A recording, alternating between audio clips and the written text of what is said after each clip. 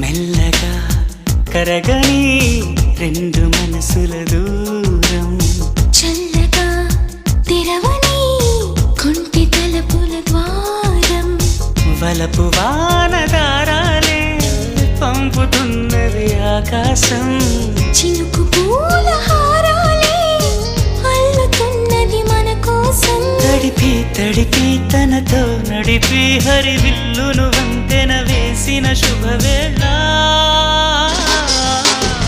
ఈ వర్షం సాక్షిగా తెలపని నూరాకే సొంతం, ఈ వర్షం సాక్షిగా కలపని బంధం, మెల్లగా కరగని రెండు మనసుల దూరం.